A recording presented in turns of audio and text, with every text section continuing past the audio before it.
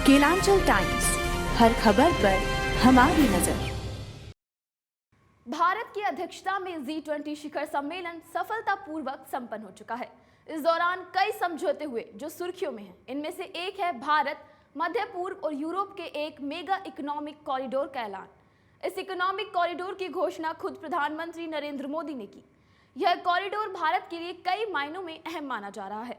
Experts का मानना है कि यह सीधे तौर पर चीन के बेल्ट एंड रोड इनिशिएटिव को चुनौती देने वाला है।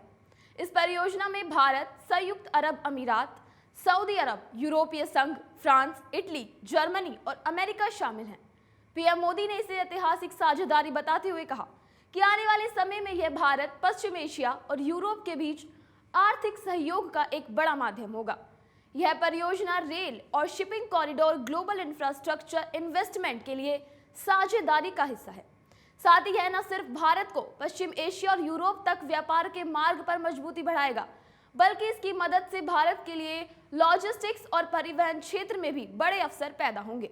इसके उद्देश्य की बात करें तो इस महत्वाकांक्षी परियोजना का मकसद भारत, मिडिल ईस्ट और यूरोप के बीच व्यापार को बढ़ावा देना है। इसी के साथ ही वैश्विक अर्थव्यवस्था का लगभग 1/3 हिस्सा रखने वाले क्षेत्रों को जोड़ने के लिए एक आधुनिक रूट तैयार करना है। बताया गया है कि इस परियोजना में रेल, बिजली और हाइड्रोजन पाइपलाइन परियोजनाएं शामिल होंगी। इसमें से प्रस्तावित परियोजना यूएई और सऊदी अरब समेत पूरे मिडिल ईस्ट में रेलवे और बंदरगाह सुविधाओं को जोड़ेगी, जिसमें भारत और यूरोप के बीच व्यापार में 40% की तेजी आएगी। इसी के साथ भारतीय बंदरगाहों को मिडिल ईस्ट और यूरोप तक शिपिंग लेने के जरिए जोड़ा जाएगा। इस परियोजना को वैश्विक व्यापार के लिए एक संभावित गेम चेंजर होने की उम्मीद जताई जा रही है। भारत में आयोजित G20 शिखर सम्मेलन की सफलता को लेकर पूरी दुनिया में जमकर तारीफ हो रही है। इस कड़ी में रूस ने भी भारत और मोदी सरकार की तारीफ की है। रूसी विदेश मंत्री सरगेई लावरोव ने कहा, G20 के एजेंडे का यूक्रेनीकरण करने में पश्चिमी शक्तियां विफल रहीं। वैश्विक दक्षिण से समूह के सदस्य देशों के प्रयास थे कि यूक्रेन के खिलाफ युद्ध के लिए मास्को की निंदा की जाए, लेकिन ऐसा नहीं हो सका। रूसी विदेश मंत्री ने भारत की अध्यक्षता में G20 शिखर सम्मेलन को कई मायनों में एक सफलता बताया, क्योंकि इसके नतीजों ने दुनिया को कई चुनौतियों पर आगे बढ़ने का रास्ता खोल दिया है। उन्होंने G20 नई दिल्ली नेताओं की घोषणा का जिक्र करते हुए कहा, हमें इसकी उम्मीद नहीं थी कि G20 शिखर सम्मेलन में यूक्रेन का मुद्दा नहीं उठेगा। हालांकि हम अपना बचाव करने के लिए तैयार थे। एक प्रेस ब्रीफिंग में रूस के विदेश मंत्री लावरोव ने कहा कि भारत ने G20 समिट में यूक्रेन सहित कई मुद्दों पर पश्चिम को अपना विजन आगे बढ़ाने से रोकने में महत्वपूर्ण भूमिका निभाई है।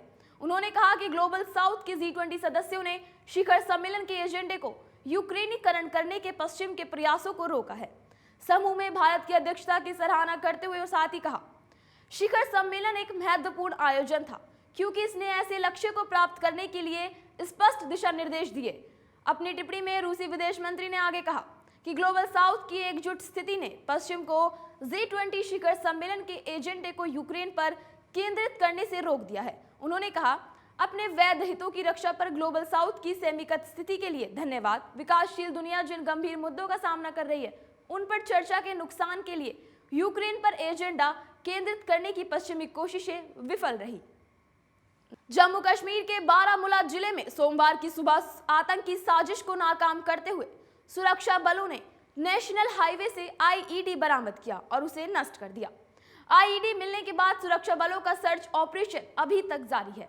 वहीं घटना की सूचना मिलने के बाद बम निरोधक दस्ता मौके पर पहुंचा हुआ है। बीते 9 सितंबर को जम्मू कश्मीर में हाइब्रिड आतंकियों पर शिकंजा कसते हुए सुरक्षा बलों ने 5 आतंकियों को गिरफ्तार किया था, जिसमें 3 लश्कर-ए-तैयबा के आतंकी शामिल थे।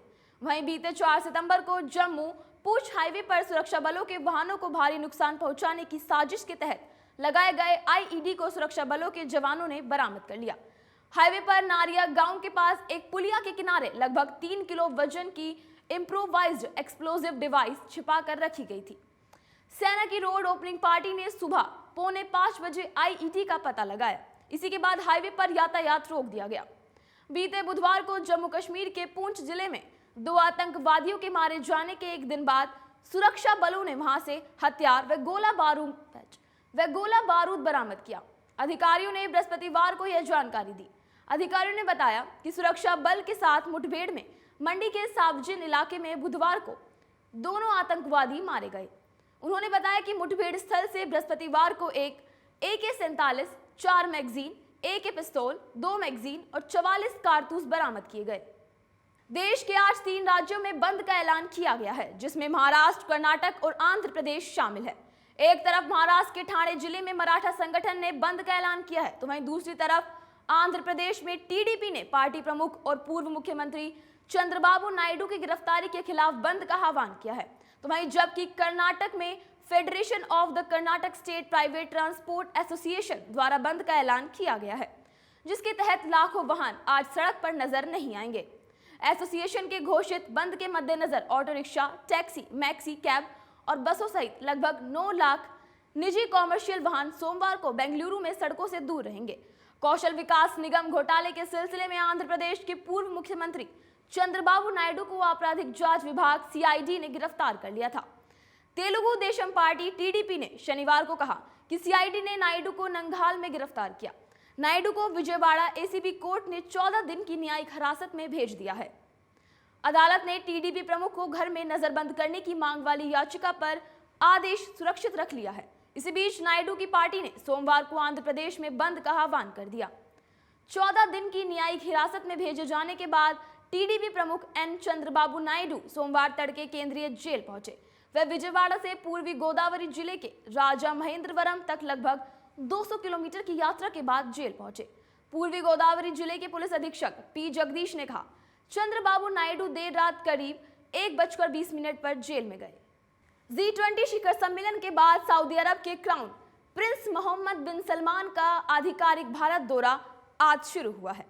वे सोमवार सुबह ही राष्ट्रपति भवन पहुंचे, जहां उनका औपचारिक स्वागत किया गया। PM मोदी ने इस दौरान क्राउन प्रिंस को गले लगाकर उनका अभिवादन किया।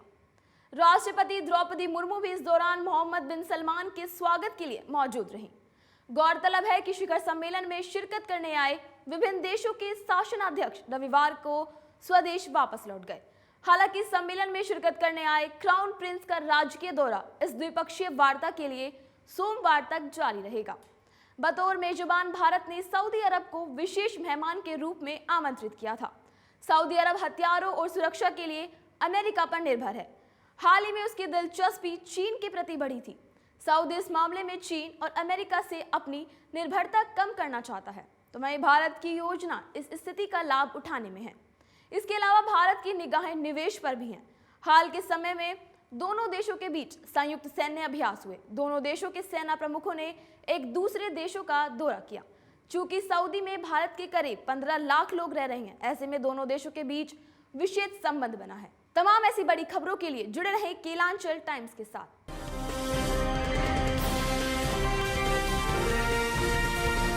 केलांचल टाइम्स, हर खबर पर हमारी नजर।